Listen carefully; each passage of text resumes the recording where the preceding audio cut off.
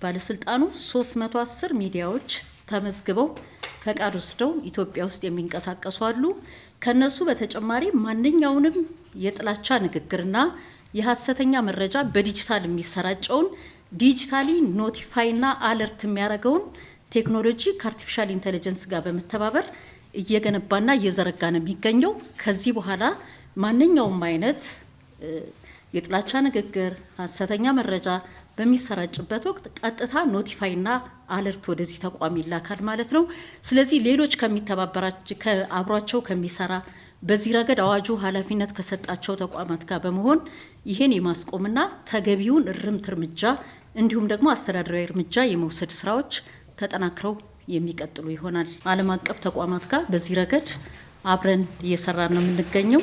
በኢትዮጵያ ውስጥ ከፍተኛ ተከታይ ባላቸውና ከፍተኛ ይዘቶችን በሚሰራጭባቸው 5 የማህበራዊ ሚዲያ ትስስር ገጾች ፌስቡክ፣ ቲክቶክ፣ ቴሌግራም፣ ኤክስ እና ዩቲዩብ ላይ ትኩረት ያደረገው ሪፖርቱ ባለፈው 1 ዓመት በሚዲያ ሞኒተሪንግ ክትትል በናሙና በመታገዝ የመለየት ስራ ተሰርቷል ብለዋል። በሚዲያ ሞኒተሪንግ ውጤታችን መሰረት 32000 ይዘቶች ያላቸው በሚዲያ ሞኒተሪንግ የተገኙ መረጃዎች በጥናቱ ተካተው ተተንትነው ከነዚህ ውስጥ ደግሞ 8000 በላይ የሆኑት የጥላቻና የሐሰተኛ መረጃ ይዘቶች መሆናቸው መረጋገጥ ብቻ ሳይሆን በእነዚህ ላይ ጥናቱን መስርቷል ማለት ነው ባለስልጣኑ። ከዚህ በተጨማሪ እንደምታውቁት ነፃ የስልክ መስመር አለው ተቋማችን 9192። በዚህም የሐሰተኛ መረጃና የጥላቻ ንግግሮችን ከዜጎች መረጃ ይቀበላል ማለት ነው። ይሄም ለጥናቱ ግብአት ውሏል።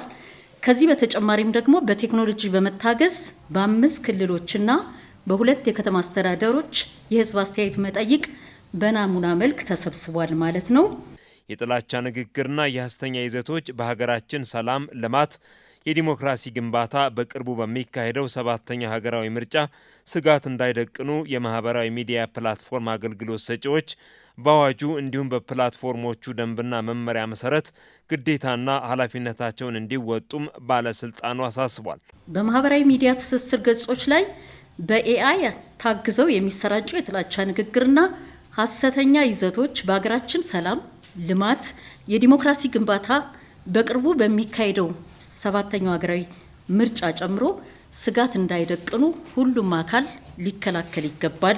የማህበራዊ ሚዲያ ይዘት አመንጮችና ተጠቃሚዎች የማህበራዊ ሚዲያ ትስስር ገጾችን ለህዝብና ለሀገር ጥቅም ቅድሚያ እንዲሰጡ ፕላትፎርሙን በከፍተኛ ጥንቃቄ በኃላፊነትና ተጠያቂነት ስሜት እንዲጠቀሙ የመገናኛ ብዙሃን ተቋማት የህዝብን የመረጃ አጠቃቀም ግንዛቤ በማሳደግ ረገድም ኃላፊነታቸውን እንዲወጡ በዚህ አጋጣሚ ባለስልጣኑ ጥሪ ያቀርባል። የኢትዮጵያ መገናኛ ብዙሃን ዋና ዳይሬክተር ሃይማኖት ዘለቀ ሐሰተኛ መረጃዎች በኢትዮጵያ ለብሔራዊ ደህንነት፣ ለሀገር ሰላም፣ ለብዝሃነት፣ ለእኩልነትና ለዲሞክራሲ ስርዓት ግንባታ አደጋቸው የጎላ ነው።